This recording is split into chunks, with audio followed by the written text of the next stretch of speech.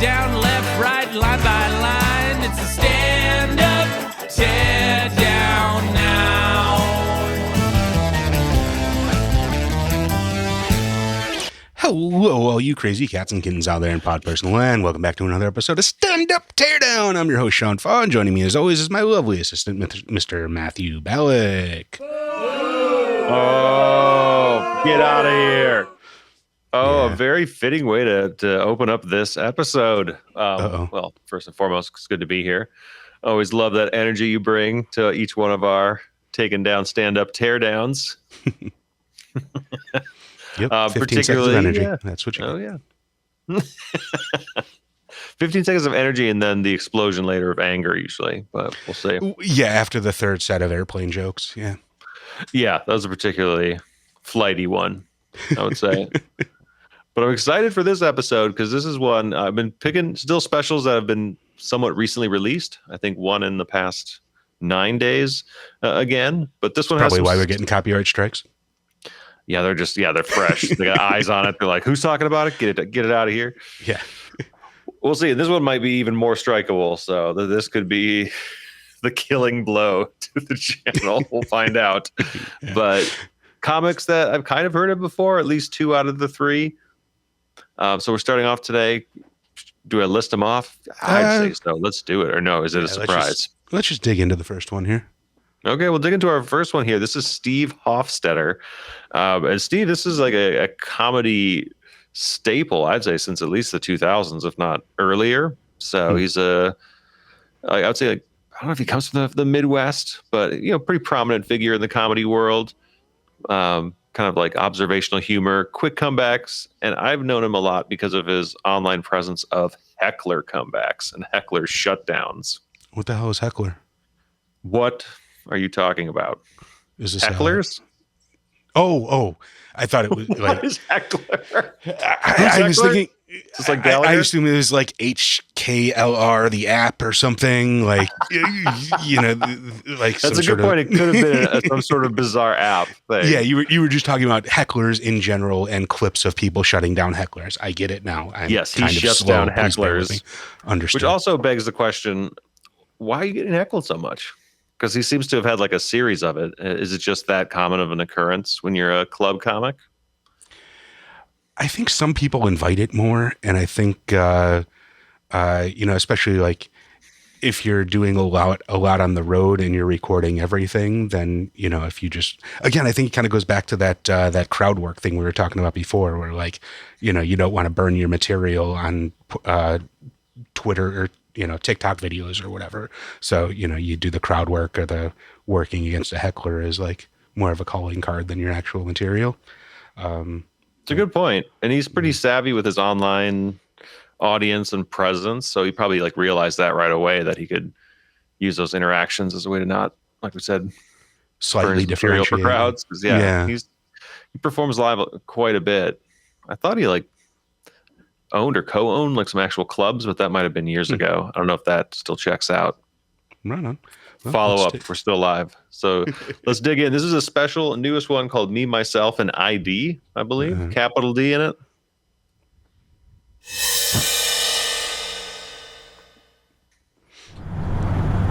As we change as people, so do our ideals. So why does anyone act surprised that society does the same? This one is an intro one. Yeah. Let's actually get into the meat of this bitch. Yep. So we know it has an intro, so that already sounded a little could be preachy. Here we go. Is this COVID comedy? Thank you. No. Thank you. The ghost audience that he can roast is here. I wanted to start with a quote that's been sticking with me. I read a quote from an author named Brandon Sanderson, and he said, "Sometimes a hypocrite is nothing more than a man in the process of changing." Now that's a smart quote, and it stuck with me because I'm a very different person than I was when I was a kid. When I was 15, I was sexist. Already this feels more like a one-man show than a stand-up routine. It really does. Is this a TED Talk? What's going on here? It's very TED Talk. It even started with like a monologue kind of getting you into this. So I feel this might be more like viewpoint. Well, I guess all stand-up's viewpoint based, but this is going to be, I don't know, maybe more political, more story driven than joke driven. Yeah. He's NPR territory, but yeah, he's only got like a sentence out though, so let's give him a chance. Okay, yeah, that's on you. I do what I want. It is ridiculous. The idea that a 15-year-old boy would think that he was better than anything. Have you met 15-year-old boys? They're the worst group of people we have. They are. Yeah, they've done studies. It's 15-year-old boys, then people who earnestly applaud when a plane lands, and then 16-year-old boys. That's the order. 16-year-old boys. Pretty good. I was sexist because I didn't know how to talk to girls, and I blamed them for that. That is what a lot of prejudice is. It's not accepting responsibility for your own flaws, putting them off onto another group of people. And I shouldn't have been talking to girls at 15. I was a deeply unpopular boy. It's got jokes, but it's still TED Talky. Like, have you? I don't think I've ever seen this guy before. I thought I recognized his name, but it didn't. He's not seeming familiar to me. Not ringing any bells for you. Yeah, have you seen him before that you're aware of? I have seen him before. It's been a while, so it's like maybe it has been 10 years plus since I've maybe remember watching his stand-up. So yeah, I don't recognize. He's a lot more like a way different pacing. Less. Yeah. This is a very specific Mark Maroney. Style. Yeah. It's again TED Talky, presentational, like corporate businessy. Then I don't disagree with that. Well, let's see. If I'd run for office unopposed, I'd have lost in a landslide. Me asking a girl out of 15, it's like a fish trying to jump into a boat. Because even if you make it, what then? There's no plan. You're not safe here. Get out of there. This isn't for you. You're just flailing around. You can't breathe. You know, she'll tell everyone. So I just tried to make friends. I told that one that you know she'll tell everyone. Where that I'm like, I don't get the analogy. Well, it doesn't analogize to fish, but it's certainly a true statement. Mm-hmm. Yeah, that was weird though. Like he slipped into like a stand-up comedy like vibe, and then he just kind of went right back to his TED Talk thing. This older boy trying to impress him, but it was a sexist joke. It was pretty awful. It's one of the worst things I've ever said. It's embarrassing that I ever had these thoughts, let alone repeated them. I'll tell it to you. Well, because I'm not hiding from who I used to be. I said, how many feminists does it take to change a light bulb? And remember, I was a deeply unpopular 15-year-old boy. And I had the nerve, the unmitigated gall, to say 2. One to change it, and one to suck my dick. That's a joke based on a false premise. Absolutely, yeah. It's not even funny. That's just, I mean, you know, I'm down for a good sexist joke, but fucking, yeah. You know, a little kid kind of passed around street joke. He just found like a way to tell it in the context of his story, so. Yeah. Extra laugh because you just know how bad it was and how it probably like killed at the time. It's definitely exemplary of the horribleness of 15-year-olds, but words are hard, man. Fuck. If I told that joke honestly, it would have been, how many feminists does it take to change a light bulb? 2. One to change it, and one to let me know it'd be quite some time before that ever happened. Now, when I told... Better, but still not really funny. Yeah, it didn't like elevate it enough for me, but it's got a good crowd laugh. Yeah. Joke, a girl overheard it and got upset, and that's to be expected. But so did the guy. He had already begun to change, and I hadn't. That moment stuck with me. See, I thought it'd be fine to say whatever I wanted about girls, just 2 guys hanging out. That's male privilege. Now, I didn't know it was called that at the time because I had never had a brush with privilege before. That is how privilege works. You don't know what you have until you accidentally abuse it. There's all types of privilege. Like many of you in this room have a privilege. preachy fucking TED Talk. Jesus Christ. I think that's part of his. I don't know if this is his stand up lately or all the time. Again, I've been exposed to more of his heckler takedowns than his actual stand up as of late. But yeah, I think he goes more. This guy feels preachy, like he's more of a political. I think it's going to go political or something, or unless he pulls the rug out and like has some sort of fake ailment, he's going to go talk about. So far, he strikes me more as like a heckler sympathizer, though. So I don't. I'm thinking maybe he goes a little harder, and that's why he gets heckled because like people don't agree with his viewpoint. Maybe he gets a little more aggressive about it. That's my guess. Certainly possible, but he's definitely taken the I don't know, the less offensive route. Maybe it's so non-offensive that it offends people of the other side. I don't really. Again, maybe. Are you seeing the stand-up title in the background of the stage, or the Me, Myself, and is it ID? Because it's a capital D on YouTube. Yeah, ID. Me, Myself, and ID. Okay, yeah. You've never realized you have, that I'll never have. You can just walk around on a sunny day. Yeah, like it's fucking nothing. You don't have to plan your walk based on the height of the buildings and the shadows they cast. When you're as pale as I am, that song, You Are My Sunshine, is a diss track. It's the meanest thing you can say to somebody. Now, yeah, he did go a little different direction. Wasn't completely woke there, but wasn't totally a rug pull either. No, it's definitely a rug pull. But yeah, it was a transition joke, I guess. So we'll see where, like, topically he goes here next. I have a privilege some of you will never have. I have height privilege because I'm tall. But I'm not so tall that people stop and talk to me about it. That's diminishing privilege. I have a friend who's 6'8". He cannot go anywhere without hearing, "How tall are you?" And he hates it. So I try to cheer him up. We were hanging out, some guy comes over, "How tall are you?" Before my friend could say anything, I step in. I say, "Oh, he's 6'5". Guy says, "He's not 6'5", I'm 6'1". I said, "Dude, you are not 6'1". Have fun with it, you know? I learned I had height privilege while I was boarding a plane. Because the person in front of me was struggling to get her bag.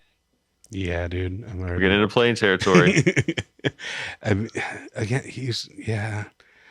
it still just feels more preachy and like just it's a loose tie-in with the privilege thing. It's just kind of, he's using that as like a very loose way to get into some bits, but they're not like worth the roundabout for me. Yeah. So far, he's not really paying much off. There were a couple of chuckles in there, but nothing. Certainly not gut-busting territory. But yeah, he's getting a lot of forceful air leaving the nose for me, just like this. Yeah. The self-satisfied sniff. Is that what that's called? Yeah, indeed. Again, there's just been so many, like, this last, 5 years or so, there's just been so many, like, of the woke comics that, like, edgy material has kind of been off the books for a while. So, like, this just feels like totally diving into that. I don't know, it just feels almost like pandering to an LA or San Francisco audience or something. But gotcha, this is more like left-wing pandering. Feels like it, yeah. Quite a bit of a right-wing pandering last episode, so it's that's nice true. To balance it out. You got to balance. See where it's like. Bin. And I'm getting annoyed because I just want to get to my seat. I'm standing behind her like, how long is it going to take to put a bag in the overhead bin? Just pick up your bag and put it in the overhead bin. How difficult can it be to put one bag in the overhead bin? And then I realized, oh, for me, that's not an overhead bin. That's just a fucking bin. I was basically... That's one of those jokes. Fun I think observation. It is, but I don't. A tall man. It wouldn't get the laugh without the fuck. Like, it's an amusing observation, but it's not quite a joke. Like, right. Standing behind this woman going, grow! I was being unreasonable. So I apologized. I said, I'm so sorry. Let me help you out. I picked up the bag, put it in the bin. He should have picked up the lady. There you go. I mean, I'm getting like maybe some like Louis C.K. replacement vibes, like, or some Louis C.K. inspiration, maybe. Like the mundane sort of anecdote, sure, but he's not paying them off in a CK style at all. Like it's like with like the performance style a little bit. Yeah, it's just the sort of stuff. Yeah, and the loose matter of fact sort of presentation, and then like the energetic yells occasionally, but it's still just not quite coming together. Mm-hmm. My life is easier because I'm tall, and I did nothing to earn that. I recognize that. I don't deserve any credit for it, but everything from self-defense to dating apps to ping pong, easier for me because I'm tall. My fiance and I like to play ping pong, and she's quite good, but she's 5'3", so she like knows all the angles and she's real quick. And I just go, down.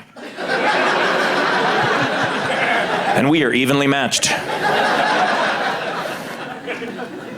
It's not fair, it's just easier for me. Like I was hanging out with some friends at Niagara Falls and I got separated from the rest of the group. And you know what I did? Nothing. I stood there until they saw me. I didn't have to send a pin on a map. Why would I? Go to Google Earth, zoom out, I'm the pin on the map.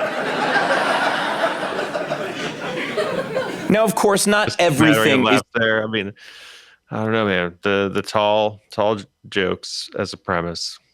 There's like nothing new to it that's like, this is what we need in 2024, you know? You're a tall man. You're not identifying with these. You don't feel seen. Not like, yeah, I got like my t-shirt with the punchline on it. Totally. Yeah, man. I got my fat guy jokes. You got your tall guy jokes. Come on, man. We're all there. What do you're like 6'2", 6'3", something like that? 4. 4. Sorry, I didn't mean to rob you of an inch. You know, yeah, that overhead is eye level. Well, you slouch all the time, so I can't tell. But that's your terrible posture. I have shame for my height. I try to diminish it. Yeah. But yeah, no, it's not like I got some definite recognition. Like, well, I'm not that level of tall where it's a point of conversation. Like, well, you're taller all than the him. time with strangers. Yeah. Oh, yeah. Like not with his like his friend was like 6'8" or something. Yeah, where, like you know that like everyone's like your older relative. Like, how big are you getting? You know. Last time I saw you, you were this tall, right. And now you can reach the top of the fridge. Easier for tall people. Every aspect of us has its challenges. Legroom on a plane, that's frustrating. Oh, every time I board and I walk by a short no audience reaction on this at all. In an exit row seat. I'm like, what? Why'd you take this from me? You don't need this. This isn't yours. I don't buy up all the short pants. Give it back. Not only plane stuff, but exit row shit. Like that specifically, I think really is overused. Oh, very much. I mean, that's like the go-to airplane shit is the exit row. I feel like we've seen maybe 4 or 5 comedians already use that on the 5 episodes we've done. Like that's a good point. Yeah, it's just, I don't know. Again, but yeah, it's done in this style and cadence to like kind of give it some more like weight or importance. But it's gravitas. It's not fucking funny. But he's got a good like stage presence, and like he's clearly like a very good competent performer and stuff. But the jokes aren't landing for me as much. Yeah, if he had a PowerPoint and was like telling me how to better my life or something, maybe. But yeah, this was on company dollar. I'd be in. Yeah, board. Totally. If it was a retreat somewhere that was free drinks and shit. Yeah, team building event. Totally. Hotel showers. Oh, those get on my nerves because the shower head is never all the way at the top. Why isn't every shower head all the way at the top? Put them as high as they go. You know why that's fine? Because it's water. It'll come down, get us all eventually. I mean, I'm only 6 foot, and I'll agree with that. It's still not funny, but I at least agree with him this time. Yeah, it's like something I can reference, so it just gets the recognition laugh. Yeah. How impatient are short plumbers? Not bad. Just standing there in their shower at home going, come on, I don't have all day. I spent all my time putting my bag in the overhead bin. And then, of course, grocery shopping. That's tougher for tall people. On that one, I'd say. Yeah, too early for a callback. Did we ever? They got no like. He just barreled through it too. He didn't really land his callback there. But did we ever decide on what the appropriate amount of time is for a callback? Like, if it's still part of the same string, is it the same joke and not a callback? Yeah, whatever this timestamp is, I would say it's still too early. Yeah, exactly. So we'll use that as like a gauge. Takes us twice as long, so we got to get shit off the top shelf for you fuckers. Oh, at a Costco, I'm a goddamn hero. With limited power comes limited responsibility. I read that on a box of Uncle Ben's. That would be a decent joke if I liked him. It's like, oh. Yeah. It's like I'm already just not on board with this guy, so like I'm having trouble even laughing at the jokes that are fairly well crafted. Like if I was on board with him, I would have laughed at that, but I don't know. His whole presentation style is just rubbing me the wrong way right now. Yeah, the fact that we're still on being tall. Yeah, I don't know. And so I started changing. And I think I changed the most during the height of the Me Too movement. A lot of men did. And that movement worked. And here's how I know that movement worked. You ever hear one of those dummies complaining about it? One of those guys is like, it's like we can't say anything anymore. I'm like, yeah. He gets it. Oh, he doesn't like it, and he definitely doesn't understand it, but he learned to shut the fuck up. Progress. Fucking Clapter, man. Clapter a bit there. Yeah. Now we're getting into territory where I can see where if he's in the wrong crowds like that aren't on his side, that's why he can get heckled maybe more easily. Yeah, I mean, I'm already finding it very easy to heckle him, and I'm not You're starting to heckle him from this. Yeah, I'm only slightly misogynistic. So.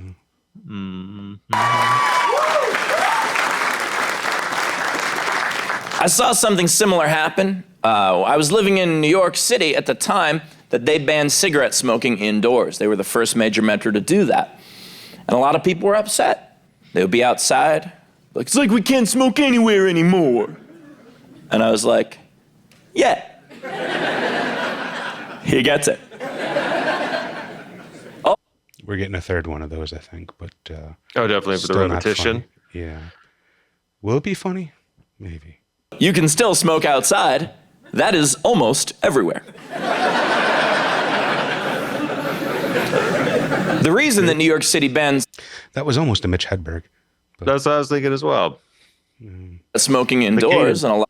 What's that? The cadence was for sure, like almost everywhere. Exactly. Yeah. But the funny wasn't. Anywhere. Other areas followed suit is because it's not just a health issue, it's a consent issue. When you're standing next to someone who's smoking outside, if you don't want to breathe the smoke in, you walk away and the smoke dissipates rather quickly. But that doesn't happen indoors.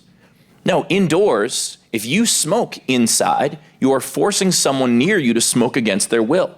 You don't have their consent, so you have to go outside. My point is, if you want to come inside, you need consent. Yeah. Glad for that one. Again, might have been okay if I didn't hate him already. Like, He lost you. It's like, yeah, a long time ago. Like this, again, the construction of that joke is decent on paper, I think, but like his TED Talk presentation of it, his like smarmy lecturing, woke pandering is really grating on me. yeah, and see, I'm part of the radical left, and it's not even resonating much with me. Yeah, I'm just radical, but that's totally different. I'm so glad you get metaphor. Like, if this would be a long show if you didn't get metaphor. That wasn't a You gotta metaphor. encourage That the was- audience.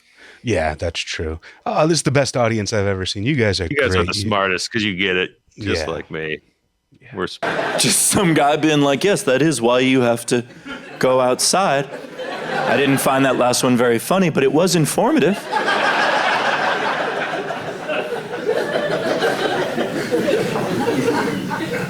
A lot of men changed during the Me Too movement because it was the first time that many of us realized the women in our lives have to be afraid of sexual assault on a daily basis.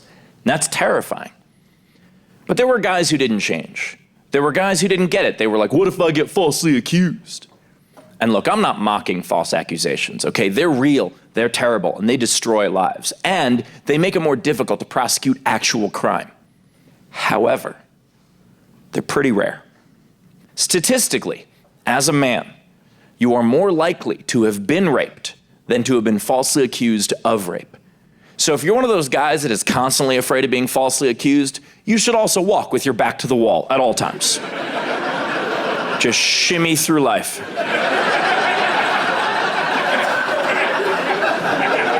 Again, more lecture than joke. Like, I understand where he's going, and yeah.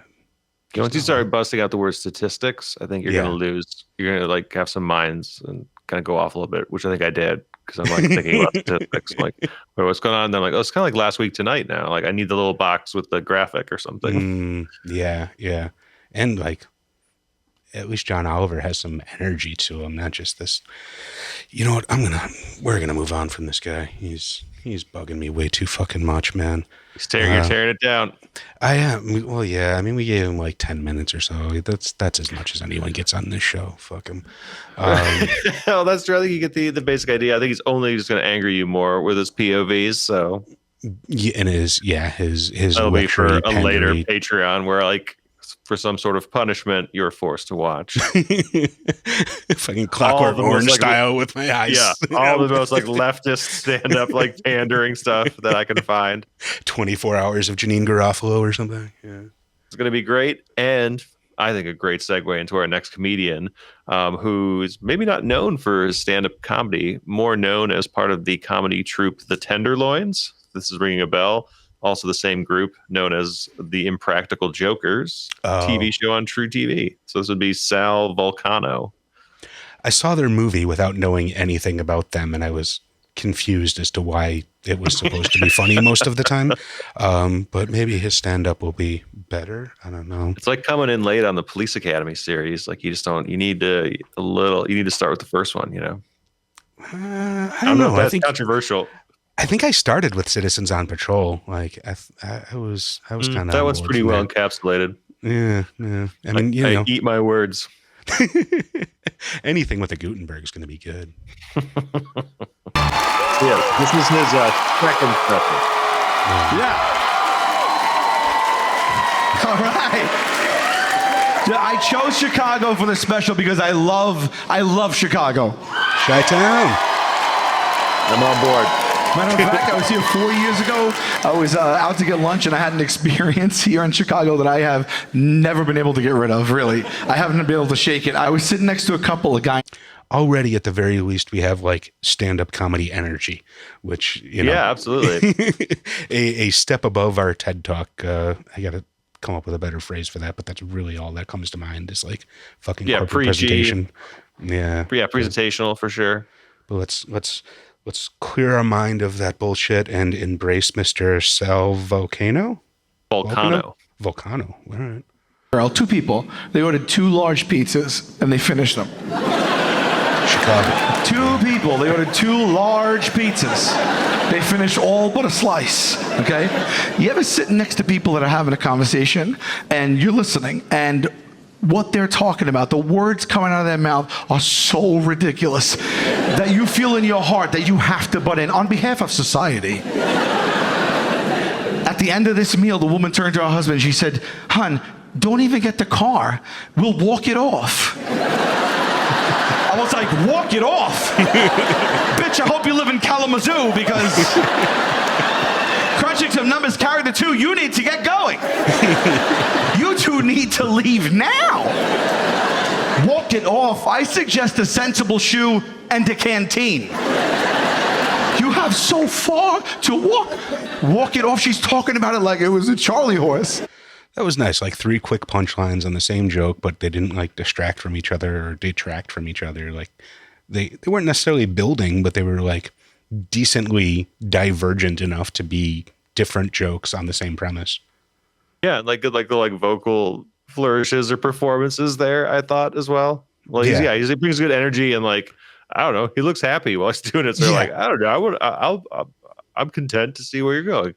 Exactly. Yeah, just any energy at this point is a welcome divergence. Yeah, it doesn't seem like it's put on or anything. Like he seems like he's very much his personality. But he's been performing, I think, since the late '90s with his sketch group. So he's very comfortable on stage for sure.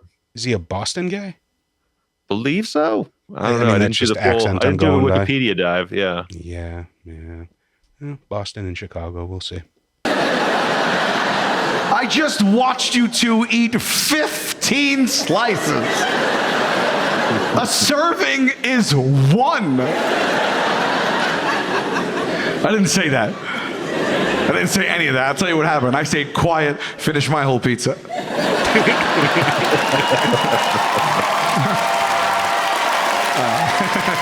I didn't say I was walking it off, though, so probably. That's nice after the fucking, punching down, which I hate that concept in general, but like going self-deprecating after that is kind of the classy way out of that, I think. Yeah, I wasn't getting any like fat shaming vibes, like, because it didn't seem like he was saying anything mean just yet, other than the walking it off part. But yeah, I thought that did a great job of just making sure he brought everyone back on his side. Yeah. If you were starting to get offended by thinking he was doing anti-fat jokes or something, right, I'm as big of a piece of shit as everyone else. Exactly. Is with me, as a matter of fact. As soon as she said that, I jumped on my phone. I had to. I Googled it. The average pizza, 3,200 calories. That's without topping. She had 2. Let's not even talk about those. Nice. You got to understand something. We walk 3 miles an hour as human beings, and in an hour we burn 160 calories. Which means that the woman from Chicago would have had to walk for 20 hours. 20 hours or 60 miles. That's the math. I've done it many times. The way he says hours is very strange to me. I think that's a New York thing. Yeah. I'm thinking more New York than Boston at this point. But it's like a swallowing of the word. It's weird. I've been alive for decades, okay? I lived in 7 locations. They've all been within 9 miles of each other. This woman has to walk the length of the Great Lakes because she wanted double sausage. I have regretted not saying something to this woman so badly that I think of her in my regular life. For 4 years, I have thought of this woman from Chicago. I think about her in the shower, when I'm trying to fall asleep, I think about her when I walk. Dogs, daughters, coffee talk. Yeah, there you go. Yeah, that's New York, right? I like he's still escalating this, so it's it's very funny. I mean, he's mining the premise, but without like beating it to death yet. So. Mm-hmm. And I flew into Chicago yesterday, and I got like PTSD. I was like, Chicago, the woman. I am so obsessed that I didn't say anything. This is where I'm at with this situation, okay? If somebody invented time travel, I wouldn't even use that to like go back and save a bunch of people. I go 4 years ago, Wicker Park, in the pizzeria, and give this bitch these statistics.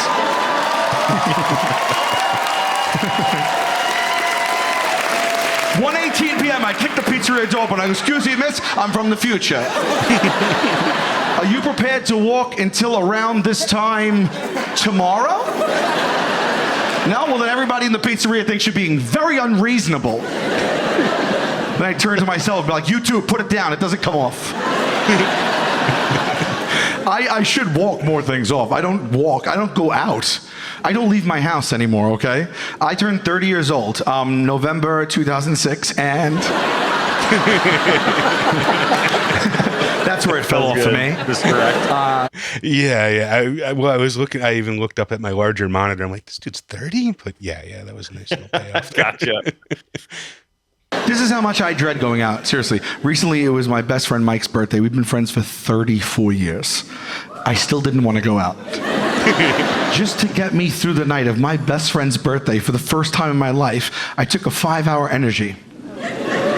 You have experience? Yeah? This is how bad I didn't want to go out. This is how much I dreaded. I took 2 5-hour energies. I don't need to read the directions. Because I know that clearly means I get 10 consecutive hours of evenly distributed energy that should subside right around that last minute.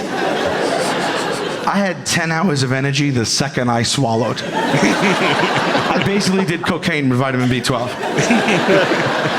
I would have punched a child if one came across me. I would have punched a little boy right in his mouth and then asked him if he wanted to start a crypto business. That's how quick punches on this, like tags. So he just keeps it. He keeps the balloon in the air with each one. Yeah. I think it's really good.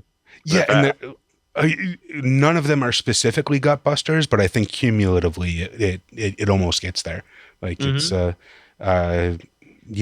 little tags are adding up to a big tag essentially, but again, it goes into the energy thing. You know, the stage presence is selling it way more than at least the last guy, certainly. Totally. I was out of my gourd, okay?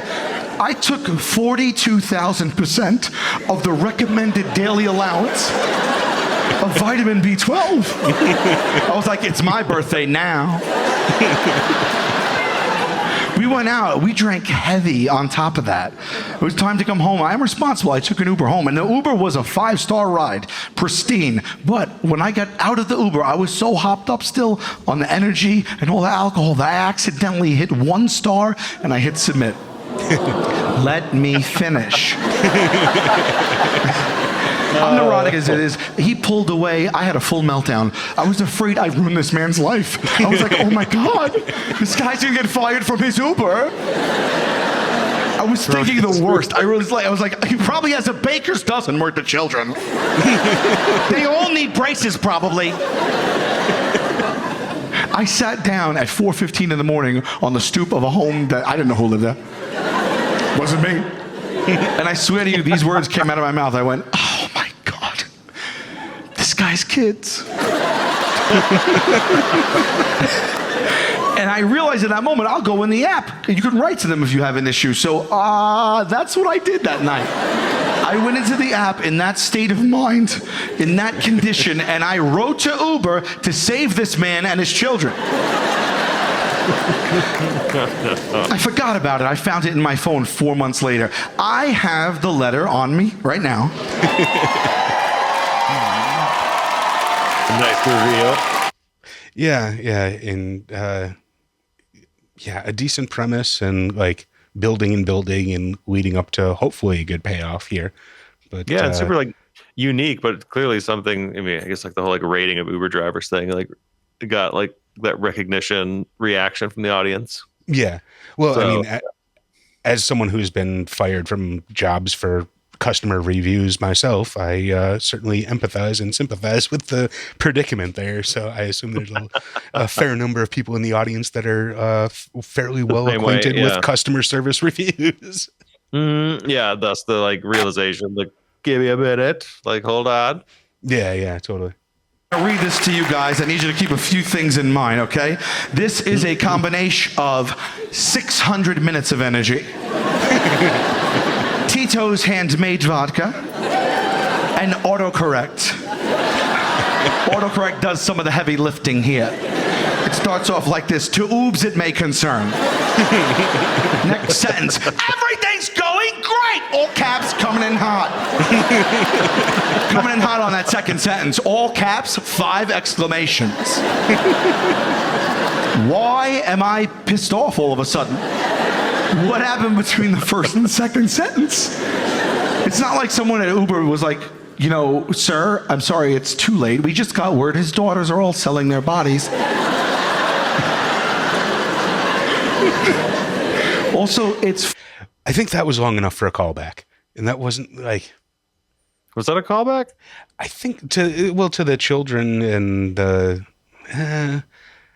Is this still part of the same yeah chunk? Maybe it's just because we stopped and talked about it, but it feels like Seems I want to give further credit away. for a callback. Yeah. 4:15 a.m. and I'm trying to reach a human up at the Uber office, so it is not going great. Croutons, that's the next sentence. That's the subject, the verb, and the predicate. Croutons, fucking period. Croutons is what I told them. I said croutons. Croutons. I have a major emergency here. This guy's kid's teeth hang in the balance. I told them croutons. Call a meeting, figure it out. I thought about croutons. I thought about that sentence for a while too, because what autocorrects to croutons? What the hell was I trying to say? That the iPhone 11s was like, no, trust us. He means croutons. That's what the boy means. Nice specificity there with the iPhone 11s. Like, Oh yeah, good point. gives a timestamp as well. Like, that's kind of, when you're watching a movie, that's always a very specific denotation of the time frame we're dealing with, the phone. I guess once the iPhone came out, it's a little bit harder to differentiate just by looking at it. But like, when you see a flip phone or a Nokia or a Primeco or something, you know exactly when this movie was.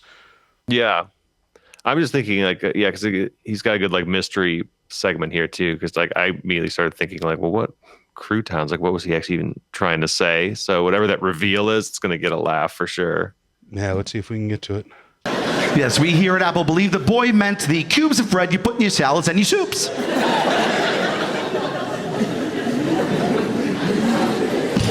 That's the end of the letter to Uber.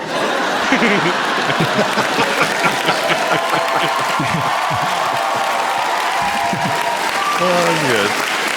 I thought we would drag that way Paying longer. attention, I didn't even mention a star.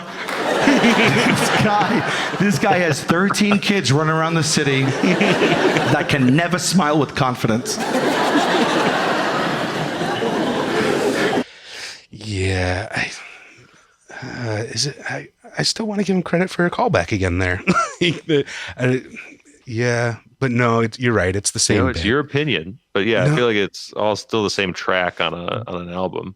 Yeah. We're still talking about saving him from the star review because of his kids. I think it's more of a reminder of the premise than it is a callback. But Yeah, it's like a tempo thing or something. But yeah, because it kind of gets a laugh each time because it gives you that visual kind of character building moment. Because now you're picturing the super driver, what they look like and their kids. and their 13 kids. Yeah, Baker's exactly. dozen. Yeah. Who do we got up next? Next, this is a comedian this is a wild card for me because I think they showed up in my searches in previous weeks, and I'm like, all right, they got me on the thumbnail. Like, I got to check out this comedian because it's like one of the titles was like yet another stand-up special from our comedian today, Frenchy. Right That's on. it. This is a special Judgment Day.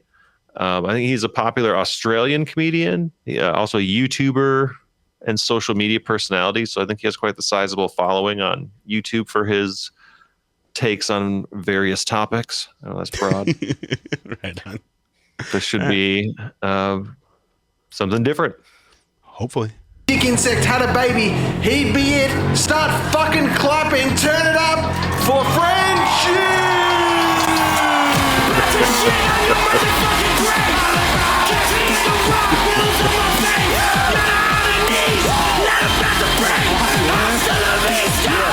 I was not ready for that. Let's go. Yeah, his energy does not match the intro's energy at all, but let's see if he can pay this off. I don't know what I'm even prepared to see yet. So this is That wasn't the dude I was expecting to see, but for the name yeah. Frenchy. Yeah, but I don't know. I guess I guess that wasn't the dude I was expecting to see with the intro that was given. All of the energy and the Absolutely. There's some total juxtaposition there that I think is funny. I think this is like a maybe not second. This is like guy has multiple specials and huge, apparently, like YouTube following. So I'm wondering, he's not going to do a lot of intro who he is bits. I think he's just going to get right into that classic Frenchy stand-up is my guess. I just keep thinking of the Mr. Show Frenchy, but that's a whole other fucking... Got it. She was jumping and stuff. She was up. I was like, fuck, I got a semi already. Let's go. I want to get straight into it. I got a big show. I've been doing this show all year. Australian? Australian. Okay. Did you say that already? I did at the beginning. So I don't listen to you. Well, I can't understand. I didn't understand that first sentence. So I'm like, is this Australian? For sure. 4 different countries, and it's ready to be filmed in Vegas, of all places. Brisbane. So I found out this crazy thing about women the other day. Guys, this is going to blow your mind. I guarantee it. So my missus was in the bathroom with the door open. I'm in the air. What the fuck? That's too early for yelling shit at me. I will shove my dick down your throat, cunt. Don't fucking go.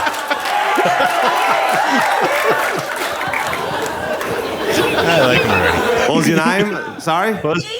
Ethan. What a gay name, too. What do you do with yourself, Ethan? I do real estate. Real estate. Of course you're a fucking wanker. Of course. Of course the real estate agent is the first one to interrupt the very first joke. Have you sold any overpriced apartments lately? What sort of stuff do you sell? Do you rent in the real estate game? He doesn't sell fucking anything. He doesn't sell fucking anything. He's on the phones. He's a secretary. He's the gardener out the back. Oh, that's his dad. Fuck. He's going bright red. He's like, why are you drawing attention to us already, Ethan? So are you the real estate? Are you the boss of real estate? My wife's real estate. Your wife's the real estate. I work for her. You work for your mum. Oh, bro. So what do you do for mummy? Do you get like salary or pocket money? I mean, you got kind of like this clearly wasn't like staged, I wouldn't think, but he definitely got like a gift with that early heckle, and he's handling it very well. Oh, absolutely. Not even a heckle, but just like interruption more so, I should say. Yeah, but he's ringing it for all it's worth, certainly. I definitely didn't expect him to spend this much time, especially on the first joke, but I guess when... He's got to like get ownership of the room back real quick at the start. True, yeah, you can't let these fuckers fuck you. Some people have jobs, you've got chores. So do you actually show people around and do the full real estate thing? You're in your nice suit, you grease up your hair, fuck yeah. And is it apartments or houses? He's on the moped. He's on the moped.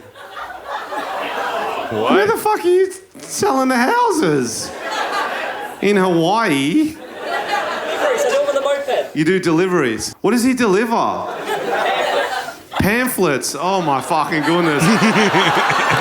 Your job keeps getting worse and worse. It started out as this big shot real estate agent guy. Now you deliver pamphlets for mummy. And his dad just keeps throwing him under the bus further. I know. This is like has nothing to do with his stand-up skill. I mean, he's handling it well, but it's just so ridiculous. Absolutely, yeah. On a moped.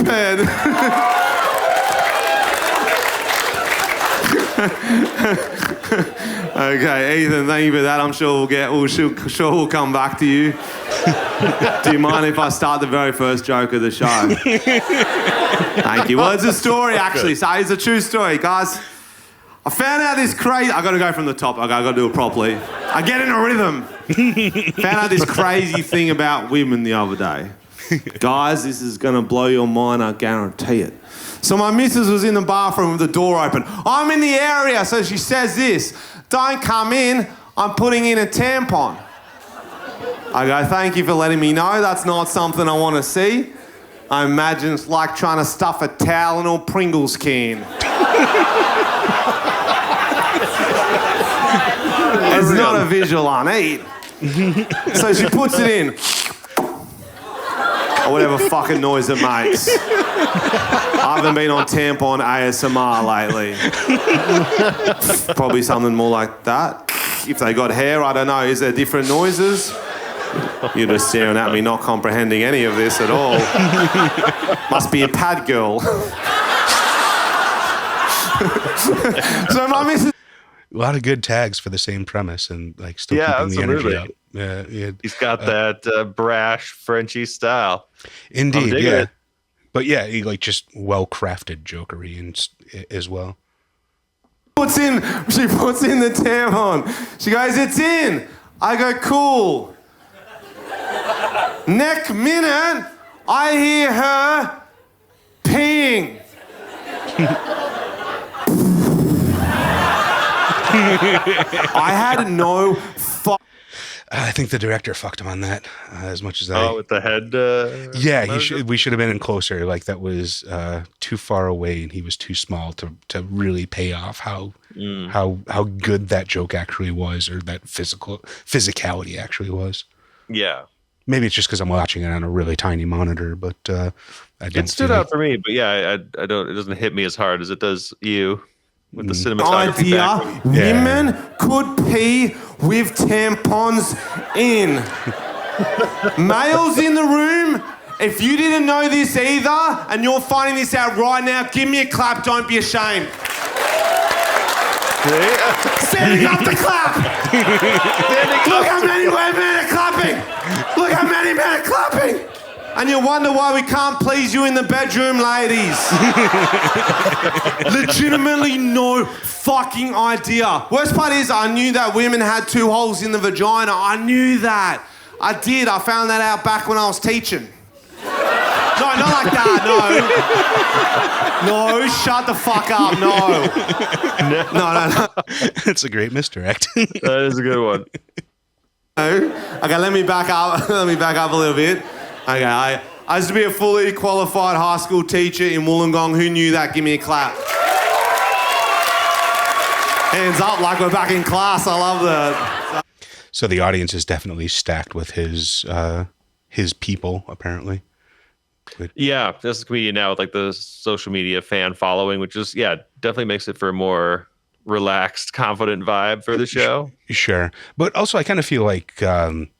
I feel like that's also just kind of always been like if you were, taping your special, you're going to, make sure the tickets are out early and, all of your fans know that, to show up and whatnot. Like, I feel like you want to stack the deck for a taping at least. Yeah, that's for sure. And what else are you going to use that audience you're building for, if not for this special to like reach an even larger audience? True. Yeah. But yeah, I'm liking them so far. Oh yeah, definitely. Like I thought it was going to be a lot more like maybe graphic or like almost like embarrassingly like not over the top, but maybe like overly sexual to the like embarrassing degree. But so far, it's been good. It's crude, but it's not disgustingly so. That's the word I was looking for. Crude. Yeah. Or blue. It's definitely that, but it's not like it. You still wouldn't be afraid to take your mom to it. Like it's not horrible or, disgusting.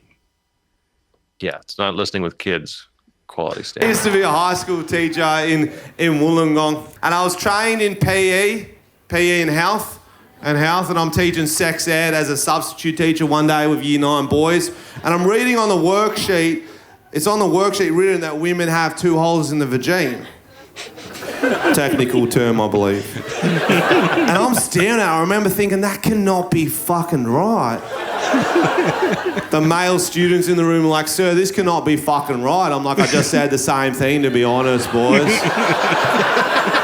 So I knew there were 2 holes in there, but I thought they were in the same area. I thought it was a door off a hallway sort of situation. Like a cave within a cave. Like as long as you cover the original enclosure, the adjoining gutters would be covered. 2, like how many secret passageways does that place have? It's like a fucking labyrinth or the maze in Harry Potter from the Tri-Wizards tournament. Yeah, you go to finger a girl, pull out Cedric Diggory's dead body. That's a deep hole. That's the real Chamber of Secrets. It legit blew my mind, so I Googled it. I Googled, can women pee with tampons in? A male my age should not be Googling that. Google wrote back, Google goes, here comes a big sigh of relief. You can pee with a tampon in. Peeing with a tampon in won't harm you or do anything to disrupt your period. It'll just make the string wet. And you can just move the string to the side before you go. That just left me more questions than answers. Still don't know where it comes out. And what if my missus put it in and then pee? Did she forget? Does it feel better? And if there is this mysterious pee hole that somehow exists that I didn't know about, have I ever fucked it before? Ever been like, fuck, you're tight and wet? Yeah. The stage presence really sells it too. Like I feel like it's not as blue as it would be from some comedians just because he's got like this weird, almost innocence to him, but like, yeah, it's like a hard edge innocence. It's like a weird juxtaposition of personalities, like kind of all culminating in this weird Frenchy man. Yeah, I can't quite even like put my finger on it. If he's like, he seems like a character, like something like a Sacha Baron Cohen character to me, and maybe it's also the accent playing into it. Like, I think it works for sure, but getting almost a Trailer Park Boys vibe from. That's what I was thinking with. I think it's like J-Rock kind of vibe. Yeah, absolutely. A little mix of those characters. What is going on? Is that possible? Has anyone here had their pee hole fucked?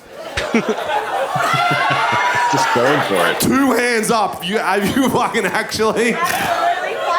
Absolutely, bro. That is not a good look for you. Okay, can I hear your story first? Alright, he just tried to shove it in there. I was like, bro, wrong hole. You got a big pee hole, I'm pretty sure, love. I've done this a few times and we've never had a female say yes. I'm not even joking for the film special. Never. And we got 2 in the one night. This is fucking sick. Like Tony Abbott. Fuck, that is an old reference, cunt. I don't even know what that reference is. No, that was gonna be lost on us, I think, not being. Yeah, probably an Australian thing or something. Yeah. That's our Prime Minister from 5. Huh? One of your songs, bro. One of my old songs. You know, remember you talking about Tabit when you were back in Mullumbimby? Oh fuck, cunt! This isn't getting any better. Just for tonight, I love hearing about my old videos from 9 years ago. They're fucking banging song, I know it. Hard to put into context for everyone watching and everyone watching at home. Oh, go stream the song now on YouTube. Well handled. It's called the Tabit Song by Baz and Woz from Mullumbimby. Real quick, how did you get in the pee hole? Well, it's like weird because like when you have an innie and then like when you have an outer clitoris, it feels like you have a big hole. When you have a clitoris? They don't exist. That's the first. You're making this story up. No, okay, so you got an innie and an outie. We're talking about belly buttons initially and then you moved on to something else. No, but it's like when you have an outie, like vagina, right? And you have like an innie vagina, it's like sucked in. Okay. Outie vagina, the old hamburger with the lot. I know what you're talking about, yeah. The roast beef, yes. That's fine. No, it's fine. All vaginas are great. All vaginas are great, don't worry about it. So when you got an outie, the pee hole comes out too, is that what you're saying? Yes. I'm going to have to Google that tonight too. That's a prolapse. I think you've got a prolapse pee hole. You've got a prolapse pee hole. I felt it in it. Just double checking. Is Ethan your boyfriend? No, okay. That's your boyfriend. So boyfriend, were you the one up the pee hole? No.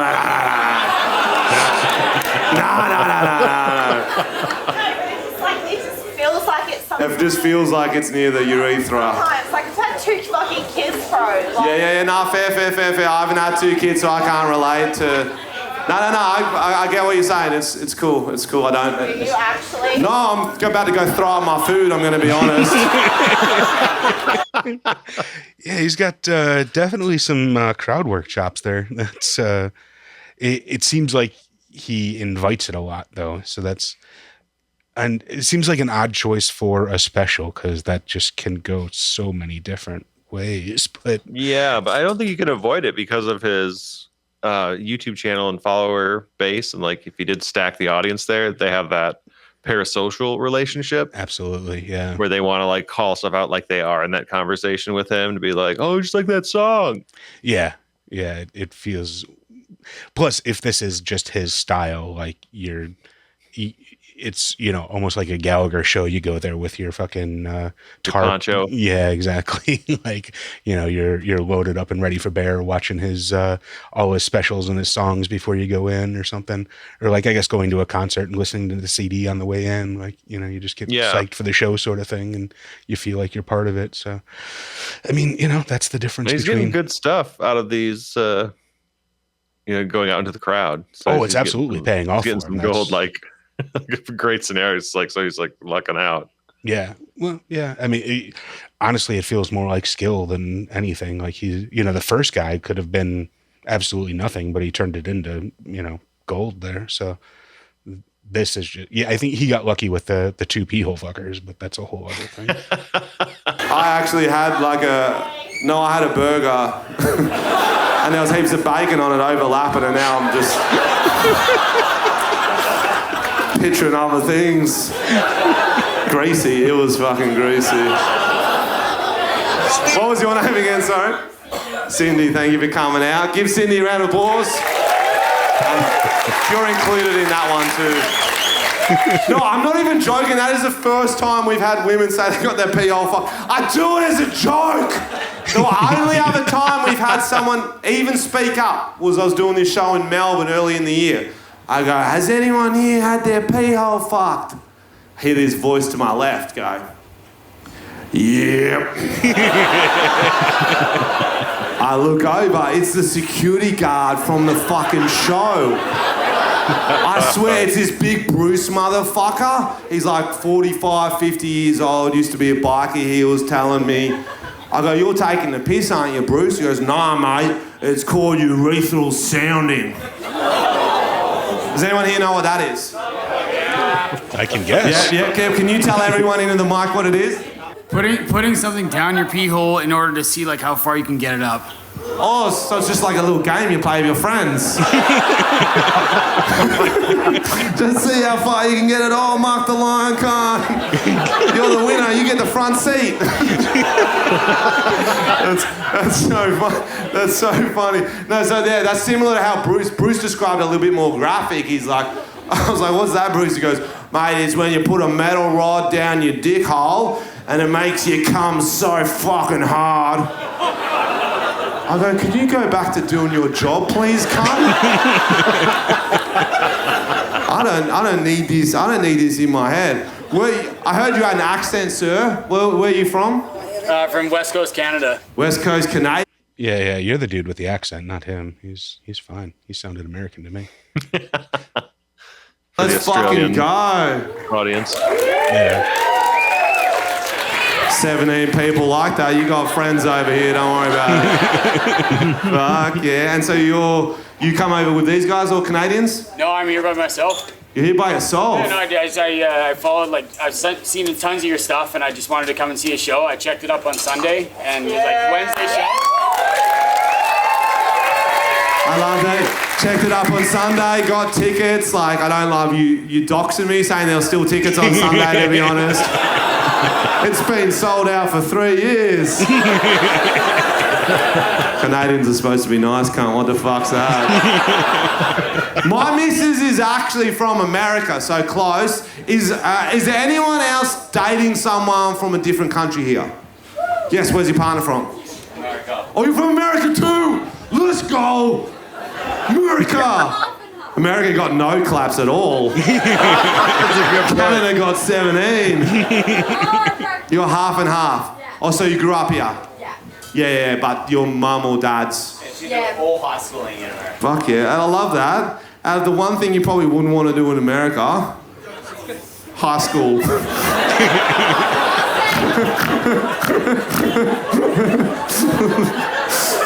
Jesus, was the hand gesture really necessary? Or the laughter afterwards? Yeah. I No, mean, I it's get good. it. That is certainly our reputation, but It doesn't surprise me.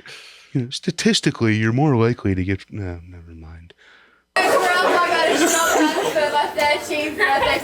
You got a shotgun for your 13th birthday for Christmas.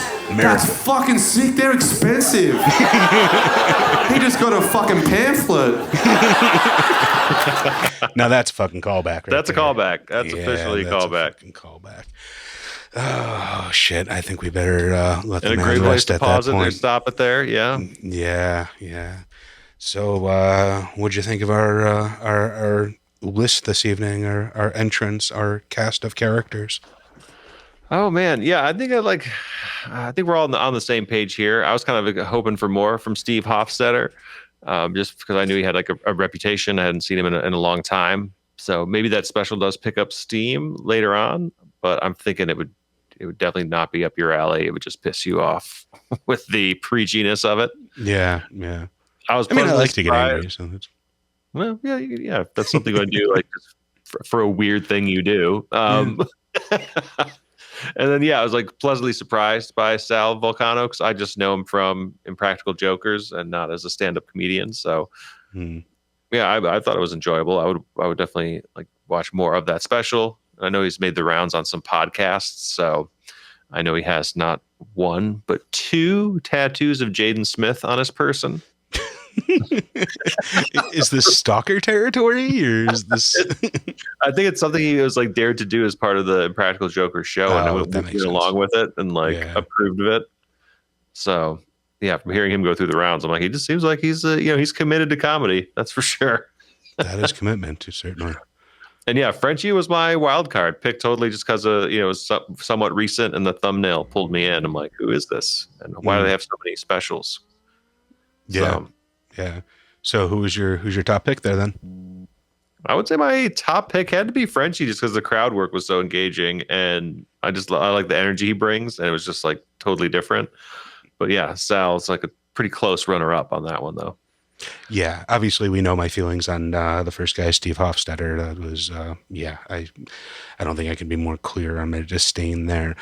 He did have a couple of good jokes, and like there was some decent writing in there, but the whole presence and presentation of it just made me want to punch him. But Saul, I was definitely surprised at. Like I said, I had seen the Impractical Jokers movie and had no other reference to those guys at all, and so I didn't really find the movie that funny. I don't necessarily like that type of stuff too much anyways. That whole genre of like prank humor just kind of seems, I don't know, it's more of like a daring, like putting their friends in uncomfortable positions, but there are, bystanders involved, but usually they're not the butt of the joke. It's usually one of them like doing something silly to embarrass themselves or made to say something ridiculous or pose as someone. But I hear what you're saying. Yeah, but I was definitely surprised at how much I did like him. I mean, he had well-crafted jokes and a good stage presence, and he was definitely selling it. It might just be juxtaposed to Steve there, but Sal was definitely amusing. But Frenchy stole the show. It was a great one to go out on. I do have to retract my safe blue or crude. He definitely got more crude as we went in and more blue. I wouldn't call it safe anymore, but I still wouldn't say he necessarily crossed the line into horribly disgusting or like off-putting crudeness. But it wasn't like super embarrassing. It was maybe like he get a little uncomfortable or whatnot, but it wasn't like like shut it down for sure. It's like we'll make it through. Yeah. My threshold for crude humor is pretty high, but I still do cut off at a certain point, he didn't cross my line, which is rather arbitrary. And it was educational in nature. So that's true too. Yeah, we learned a few things along the way. Absolutely, we are for educational purposes and for as far as anyone in the copyright strike industry is concerned, we are certainly adding to this content and not just blatantly stealing anything. This is a whole show unto itself. Yeah, and our many lawyers. But yeah, that's our show. Until next time. Keep standing up. And we'll tear it down. It's the Stand-Up Teardown. Conducting comedy autopsies. The Stand-Up Teardown. Oh, fuck. Do all the other stuff. Go on the webs and tell us we were good and give us comments and likes and subscribes and all that shit. And check the thing down below for all the links to all the other shows and do all the things and all the stuff and keep us alive and doing this, and we'll keep bringing you the show. You speed that up. It's the Stand-Up